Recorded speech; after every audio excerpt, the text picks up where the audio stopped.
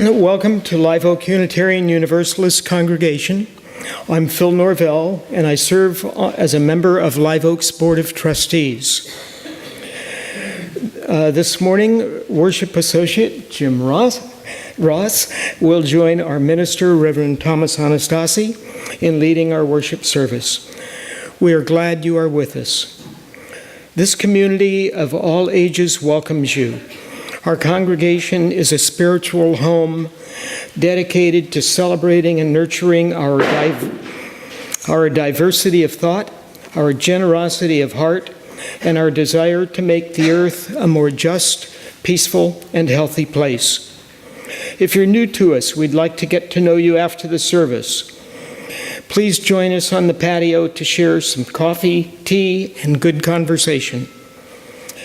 Everyone is encouraged to read the Acorn Bulletin, which highlights the many ways that we create fellowship and put our values into action. Welcome to this house of hope. We arrive out of many singular rooms, walking over the branching streets, and we come to be assured that brothers and sisters surround us to restore their images on our eyes. We enlarge our voice in common speaking and singing. We try again that solitude found in the midst of those who with us seek their hidden reckonings, and our eyes reclaim the remembered faces. Their voices stir the surrounding air. The warmth of their hands assures us, and the gladness of our spoken names. This is the reason of cities, of homes, of assemblies in the houses of worship. It is good to be here, one with another. And whoever you are and wherever you are on your own life's journey, you are welcome to accompany us today. Come, let's worship. This is a prayer for Memorial Day from Wayne Arneson. Spirit of life, we enter into this season of Memorial Day surrounded by such a cloud of witnesses. We remember, first of all, the women and the men who are currently serving in the armed forces, and we pray for their safe return. We also acknowledge that there are women and men who will not return. And as we grieve their passing in the daily papers, we pause to honor their service and their sacrifice.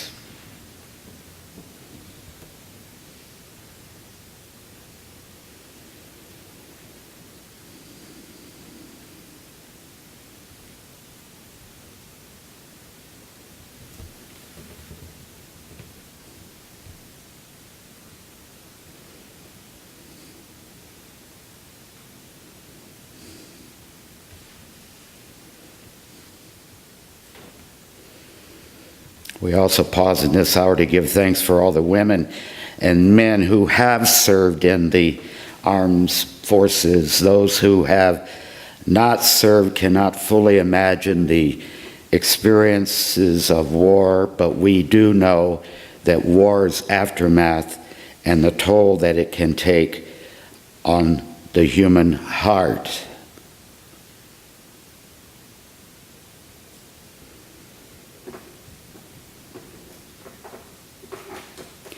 This day remembers and acknowledges loss. And so do we remember those whom we have loved and lost. We hold their names and their faces in our mind's eye. We recall the gifts that they gave to us through the strength of their being, the depth of their love, the courage of their dying, and the fullness of their living.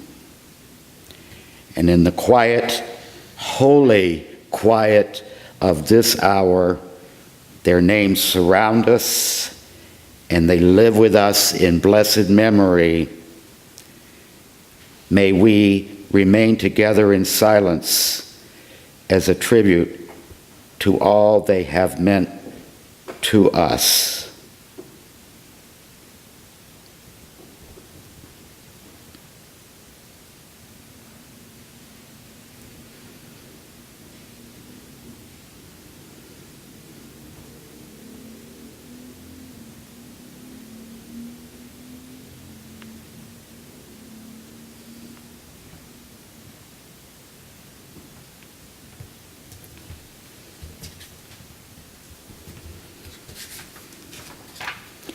In the name of all those who have gone before and for whom we remember this moment, these people in this place, we say 2013, it's a time to remember, and by remembering the past, we know more fully who we are in the present.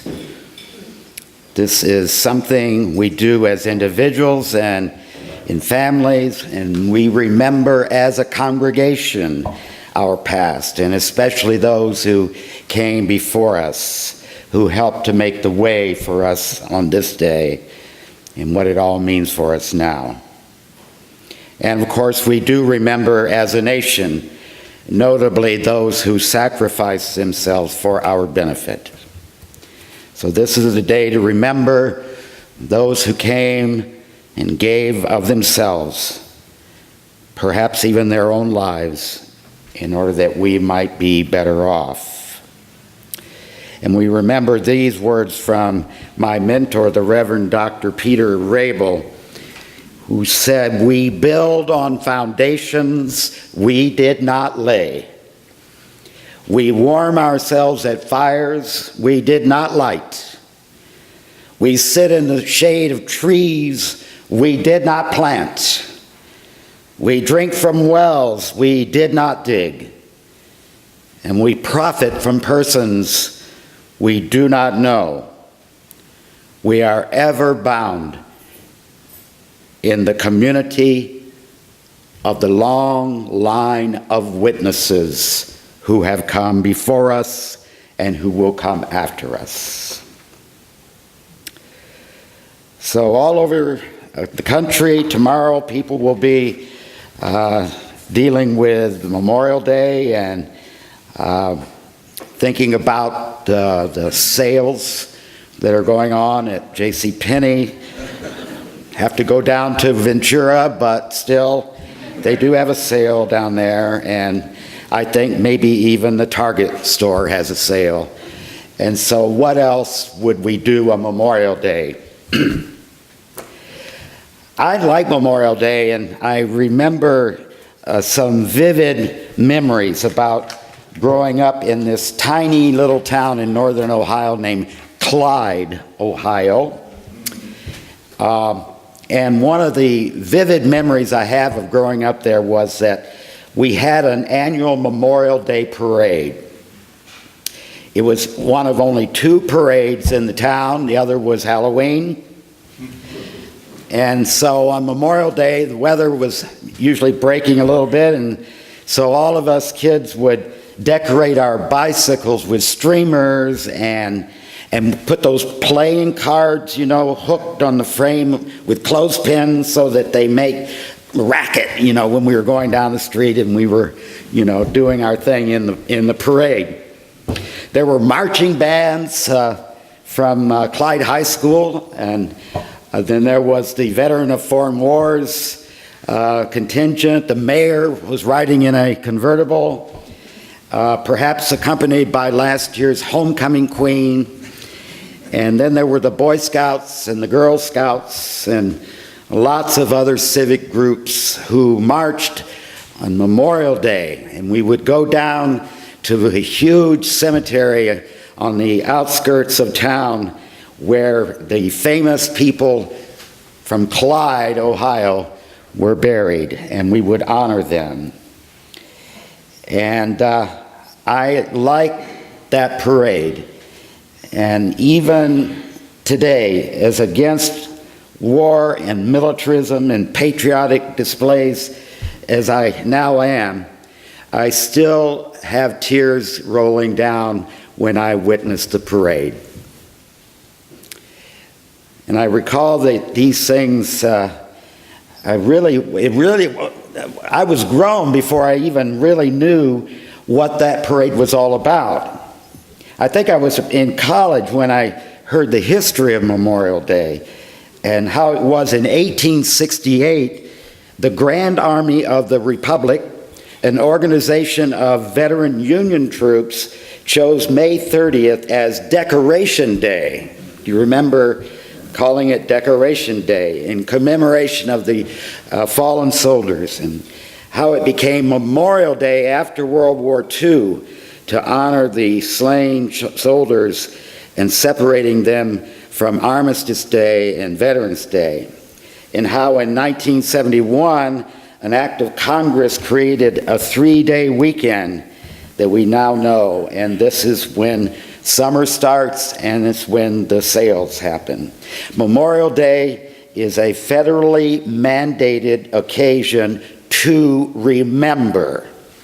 And when you think about that, that's a fairly remarkable thing for a government to say, today is for remembering. Admittedly, most folks nowadays don't necessarily do that because it is the beginning of the summer season, and we're concerned about the price of gasoline, and it's supposed to go down after Memorial Day, we read yesterday. But churches are different, I hope, and I hope that we can take this time to not only remember those fallen soldiers, but all of those who have gone before us to make the way for us.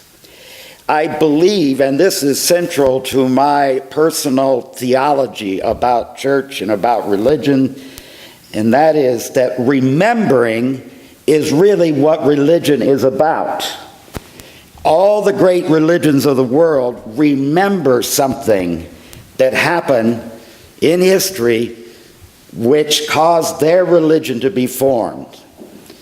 And of course, you know all those stories, and stories of Judaism, the stories of Christianity and Buddhism, and how we remember some great event which made us who we are today.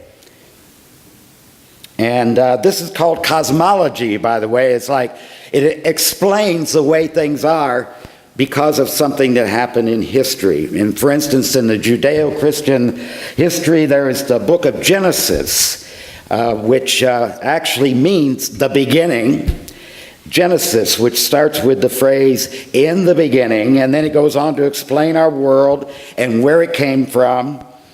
And this is a lasting effect for even today in the 21st century.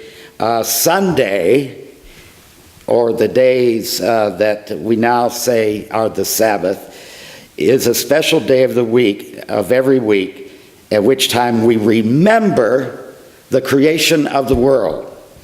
We remember the beginning on Sunday, and it's still part of our culture today.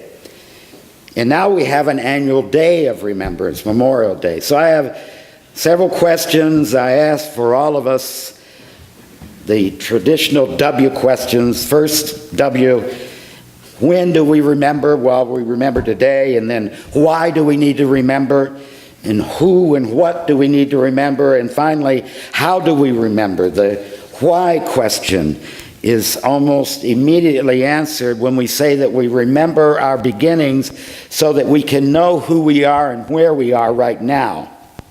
We need to understand that we came out of a certain circumstance, a set of circumstances, to be who we are. And we remember that huge sign at the gathering place in Jonestown that said that those who forget history will surely be doomed to repeat it.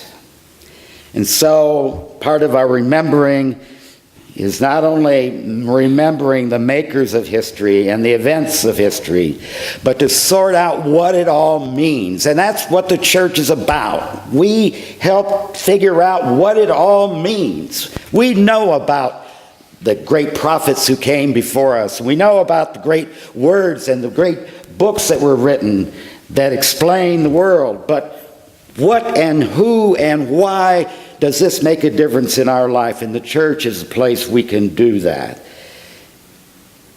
So we remember the beginnings of war, like Pearl Harbor, and the endings of war, like VE Day and VJ Day. And sometimes we remember parts of things, like August 6, 1945, also an element of the ending of World War II with the bombing of Hiroshima and Nagasaki.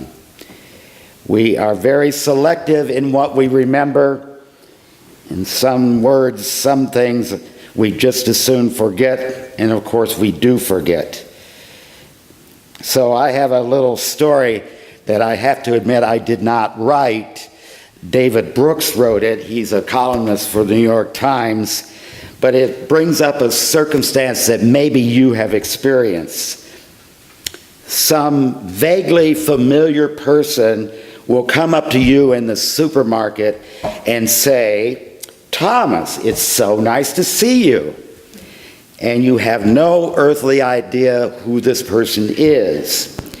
But your response is critical. You want to open up with an effusive burst of insincere emotional warmth and say, "Hey, you're practically exploding with feigned ecstasy, and wonderful to see you too. How are you doing?" And all the while, you are frantically whirling through your memory banks trying to anchor this person in some time, in some context. A decent human being would sense your distress and give you some scrap of information, a mention of maybe the church picnic that you both attended, the parents' association at school, the fact that you two were formerly married, for instance. But your long-lost acquaintance will give you nothing of that. She says, "And I'm good, and how are you doing?" And your only strategy is evasive vagueness, conversational rope-a-dope until you can figure out who this person is. And you start talking in the tone of an overgeneralized blandness that suggests that you have recently emerged from a coma. Sensing your pain, your enemy pours it on mercilessly. And so how is Bob? And how is Jessica and Scott? People who needlessly display their knowledge of your kids' names are on the lowest level of humanity. You're in agony now, praying for an episode of spontaneous combustion, perhaps. But still, she drives the blade a little deeper. "That was some party last night, wasn't it?" And you lose vision and you say, "What party? Did you see this person at a party?" By now, articulation is impossible. You're in a puddle of gurgling noises and awkward silences, and after the longest of these pauses, she goes on with the coup de grace, which is, "You have no idea who I am, do you?" And you can't tell the truth. That would be an admission of a social defeat. The only possible response is, "Of course I know who you are. You're that hooker who hangs around on 14th Street on most every Saturday night." And you turn and walk away. And you have victory at last. So how do we remember? How do we forget? What do we forget? What are the circumstances and all that? There's another angle with this idea of remembering that I want to bring up because it's part of my job here as the interim minister. And that is to use the word remembering and using the word member in it. And for me, in a way, what we're trying to do here at Live Oak is to remember this place. That is, there are members who were once here, who are not here now, and we want to remember this place. So how do you do that? How do you remember a place like this? And so we think about all the ways that it can happen. And then there's the idea that a member is the part of something. For instance, you have members in your body. Your hands are members. Your throat, your head, your feet, your digits on your toes and your fingers are all members of the body. And of course, that's true. Right here, we have the members of this body. And we're in the process now of remembering the place. And so the sometimes difficult work of transition is located right in the midst of what we're doing as we think, what were we, what are we, and where do we want to be, and what do we want to be? So we look around, and I think continually of those who were truly great, who from the womb remembered the soul's history through corridors of light, where the hours are suns and endless in singing, where lovely ambition was that their lips still touched with fire should tell the spirit clothed from head to foot in song, and hoarded from the spring branches the desires falling across their bodies like blossoms. What is precious is never to forget the essential delight of the blood drawn from ageless springs breaking through rocks in worlds before our earth. The names of those who in their lives fought for life, who wore at their heart's center a fire. Before born of the sun, they traveled a short while toward the sun and left the vivid air singed with their honor. So remembering is a moral act. In our remembering, we take possession of the past. In our remembering, we acknowledge who we are. In our remembering, we keep alive our commitments and our aspirations. And in our remembering, we honor past heroism, sacrifice, and goodness. And in our remembering, we keep before us the unfinished business of remembering, of bringing the members back into the body. And we are together in that great pursuit. And our remembering can be with joy or grief or silence or delight or sadness or pain or peace. But we remember that remembering is a moral act, and in our remembering, we acknowledge who we are. A rabbi was lost in the woods, and for 3 months he searched and he searched, but he could not find his way out. Finally, one day in his searching, he encountered a group from his own synagogue who had also become lost in the forest. Overjoyed, they exclaimed, "Rabbi, how wonderful that we have found you. Now you can lead us out of the woods." "I'm sorry I can't do that," the rabbi replied, "for I'm just as lost as you are." "What can I do? Because I have had more experience being lost, is to tell you 1,000 ways that you cannot get out of this woods. And with this poor help, working with each other, perhaps we shall be able to find the way out together." Yes.